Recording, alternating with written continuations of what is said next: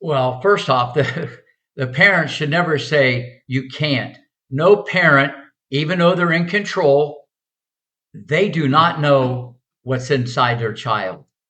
They might think they do, but they don't.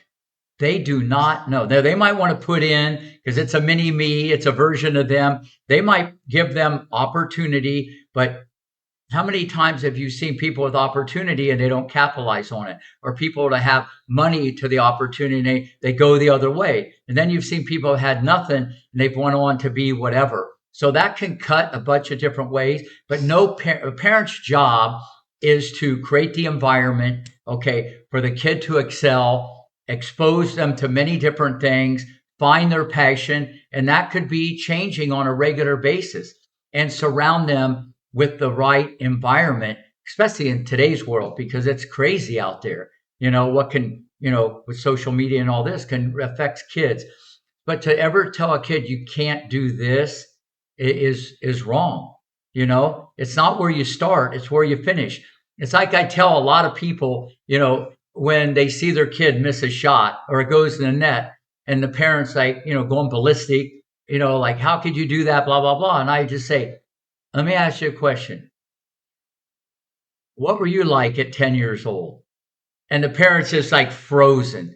And they go, well, I didn't even play tennis, and they're telling me how to coach, so it's crazy stuff, because you get so caught up into it, you got to take a step back. But no, a parent should motivate, educate, stimulate. Okay, anything's possible. You can be whatever you want to be, that, and create the environment for them, and to think big, be big, dream big. Don't put guardrails on anything. Listen, I never had a tennis lesson in my life, and I picked up a racket at age 12.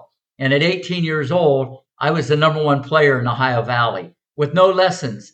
And here I am at age 69. I teach more lessons than anybody in the United States. So at the end of the day, I've just been in there, okay, and did it the hard way. And so that's a little cornerstone that I have to pass down to not only the parents, but obviously the kids, and affect their future.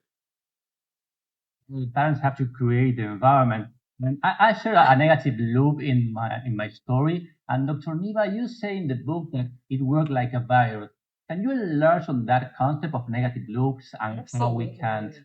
And I might jump a little bit on that creativity piece too, but the negative loops is so important. I think the most fulfilling response I had from the book was that one of my patients told me, they said, Dr. Jerath, I read the book and I saw and caught myself from going down a negative path, and he kept having a negative loop of fear of dying and sickness.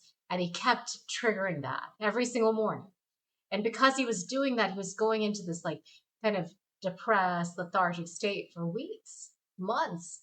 And as he read this book, and he stopped himself and then reversed the story and then picked up That's his huge. life. Yeah, he changed his behavior. He started exercising and then going out for lunch with his wife and doing the things he enjoyed. So he stopped thinking in that negative way. And should we get into this pattern? So the thinking loops are traps.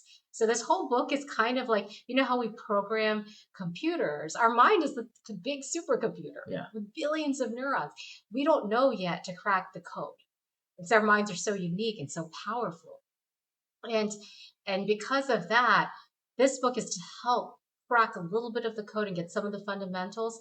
And part of that is thinking. So we start going into patterns of how do we think. Some of them are based on our ancestors, our parents, our traditions, how we were raised. The way we think may not even be in our control. This is not the way you do it. This is how you do it. This is how you behave. This is what society wants. And start thinking and doing things the way other people want you to live your life. So we go into these loops, they're traps. And sometimes the negative loops are like viruses in our computer programming system. They don't allow for you to do the things you need to do for reaching your potential. And that is exactly what we're talking about with imagination.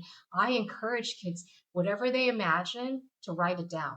Look at what we have in our life. The couch behind us, the dress I'm wearing, this sweatshirt, everything we have has been created by our imaginations. The best and most beautiful designs, and of course the tennis technique that Rick has designed. Everything, all the latest and greatest cars, even a car, a plane. All this has been created with imagination. It's so powerful. Our mind is so powerful, right? Even the headphones you have, everything has been created by the human mind. And so we should never stop that imagination from happening, especially in kids, because that's where the creation develops. Kids create. I tell whatever my kids are creating, I'm like, write it down in your journal, because you never know when you can translate that into reality. Like Elon Musk, like he's just like creating every day. And he'll come up with like, a list. He'll have an email list for who is interested in his newest idea, right? Like brain chips to control the computer. Like, see, now we're coming. That's the power of the mind. And we don't realize how powerful it is. And in order to maximize that power, to create our imagination into reality, to help the world, we have to get rid of the negative patterns, the negative loops, the viruses. So that's let me expand upon that. I always tell people, you control the situation. Don't let it control you. People think our mind runs the show. You run the show for your mind. What you hear, what you're around, what you see, everything. It's all backwards, but we learn that from our parents or how we were brought up, and everything, you get caught up in that, and that's how you think it is. But you're the first one complaining, why can't I do that? Why can't I do that?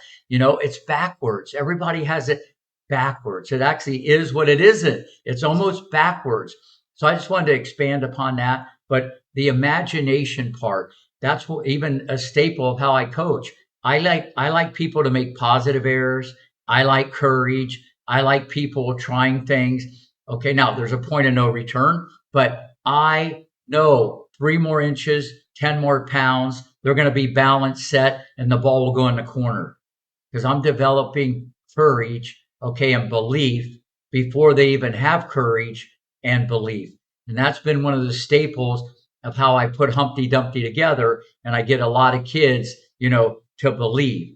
And as I told someone the other day, probably one of the best compliments I ever got was at the after party after the red carpet with King Richard. Venus and Serena said, Rick, we were literally brainwashed to be number one. Okay, the environment, the positivity. I was always talking about Hingis or Navratilova or Kleisters or Hennen, and I'm talking to 10, 11-year-old girls.